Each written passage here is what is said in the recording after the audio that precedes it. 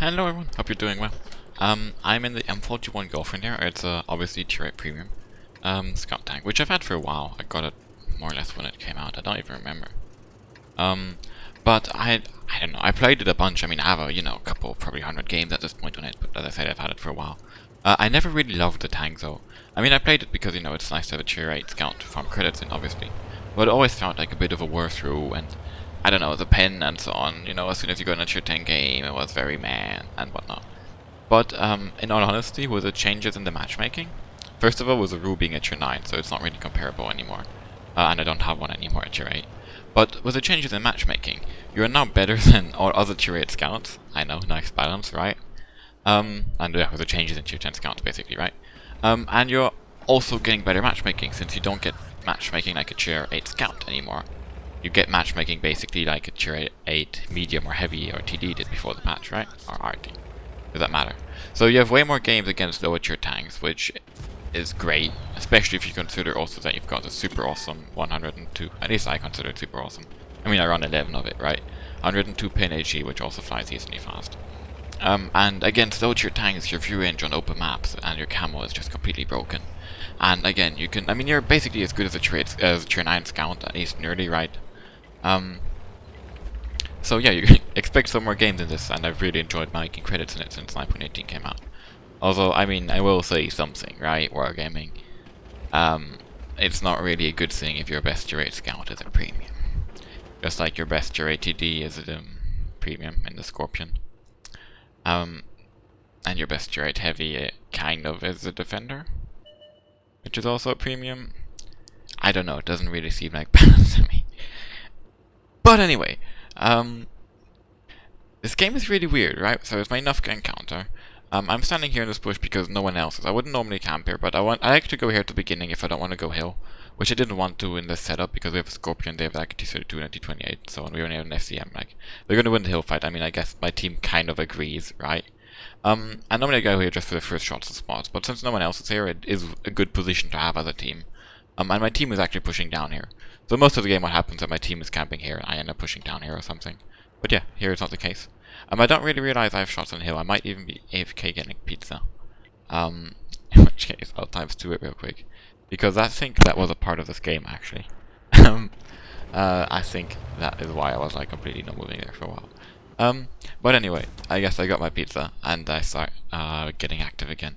So they're on the hill, we lost 3 tanks already, but we have a lot of map control, right? It's not that bad, especially there's just one RT to dig us out, kind of. I mean, that's also kind of bad for us, but I mean, in theory, if we can clear out this, for example, we can cap. Although, we have to be careful, right? They have a lot on hill, but they still have a lot of tanks, they can wreck us all over the place. But, it's not a 1-3, like if the score was 1-3 and the positions were inversed, then it would be looking really bad for us. But this way it looks kind of okay. Yeah. So yeah, I've been farming quite a lot in this tank. I mean, with credit bonus activated, I've had numerous games making over 100, even over 150k credits. You don't really need to shoot any gold. I mean, like the AP shell is nearly as good in my eyes on this tank. You still get a bunch of tier 10 games, but it's games with 3 tier 10s most of the time only, of which like 1 is RT. And like at least currently you also have a bunch of bat shots quite often and leopards because they're the top of the tree and tier 10 scouts and whatnot. So it's a lot of stuff you can pen. And even at tier 9 a lot of the tanks I'm eating are tier 9 scouts, which again I can pen. So yeah, it makes her a really really nice credit farming tank, I must say. And the HE really is nice for credits too, since it's cheap and it makes credits like hell, right? It doesn't count as gold ammo, it counts as AP. Or as normal HE price wise. So yeah, that's that. The enemy is pushing down the hill quite aggressively, and what I'm trying to do here is peek up just far enough so I'm just able to get shot by 1 enemy at most, or maybe 2, while trying to get in as much return damage as I can, and really grind them down. I don't want to expose myself too much, right? I don't have any armor, I'm not like a medium, I'm not a Pershing, I'm not a T32. My strength though is like camo, my view range if I stay alive, and the fact that I can peek quickly, and then also have like accuracy and DPM, right? So I can quickly pick off one shots or work down a single tank and so on. I can easily trade, like if an enemy shoots, I can easily put 2 into him before he reloads and that kind of stuff.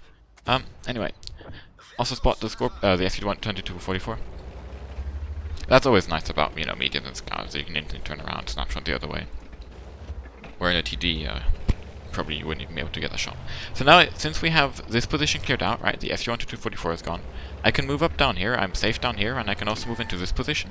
And actually, I'm basically playing as if I'm on the enemy side of the map now, right? As if from the enemy side I rush down here. That's how I can now continue playing the game. And that's pretty damn cool. Gives me way more map control. Gives me the possibility to move into that bush if I possibly can.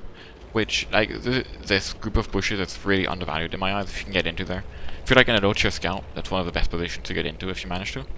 And if you come like this at the beginning of a game, it should be possible unless the enemy has a spotter here, right? If I go into it, you'll see what I even mean. And first of all, the bush is huge, so you're even like kind of double bushed in every direction. And you can spot everything below you, but you can also just spot the hill.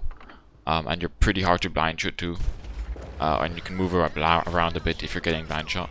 And the best thing also is that there's actually a dip here. So if you have map control like we have here, and if they would still have the hill and they would be pushing, but we have this side of the map, you can fall down in a dip there and actually still be in the bushes, but completely safe. Get unspotted and then peek again in the bushes in case you get spotted. So that's pretty cool. Anyway, I move up here. Kind of managed to carry there by holding off their push, I would claim. Get in some shots over here. Into the SU-122-44. And yeah, I have shot basically all my AP shells at this point. I didn't shoot it a single heat shell. I have 3.2 good damage and 5 kills. Is the game completely over? I don't know. Probably, yeah. Maybe not. You see epic skills here. This is also a really nice little trick. Right here, if you stand next to this rock, you can get, like, if you have a high camo attack, right? In E100, don't fucking try that shit. But in a bad shot, you can peek there, or in a scout or whatever, and you're actually unspotted and you can shoot them once. Like, they'll shoot you after shooting, but they'll spot you after shooting, but you can retreat quickly, or against one shots like that, you can get the shot easily. So the T-32 seems to be AFK. That seems rather cool. And you can see the power of HE. I mean, I know, oh my god, it's not so hard. But even if he weren't AFK, right? Sure, he would be shooting back at me, but he could do nothing against me getting in his ass and just... I mean, I reload 5 seconds for 320 damage with a G, right? And he reloads like 9 seconds if he were not AFK.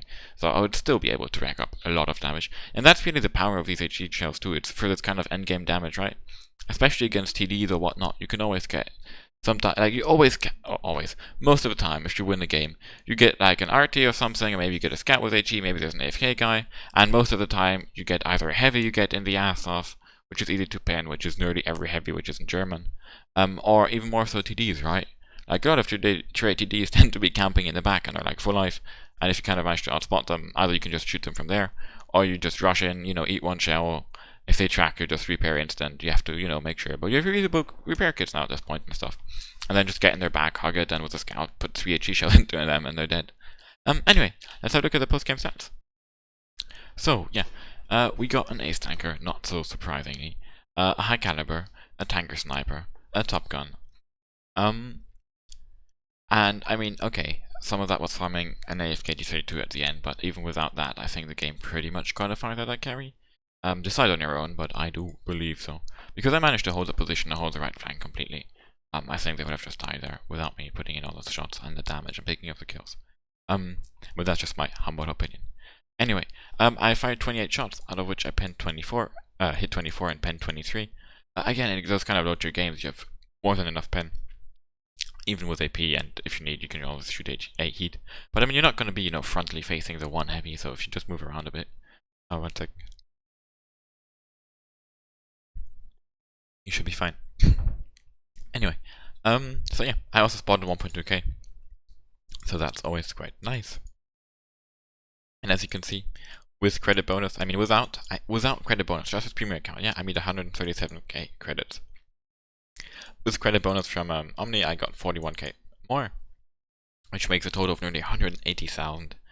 And I just made 8,000 for ammunition, 2,000 for repairing, and 10,000 for chocolate.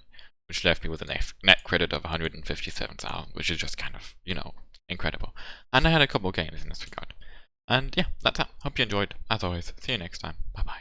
Oh, please like, share, subscribe, and press the bell, of course. Now, bye bye.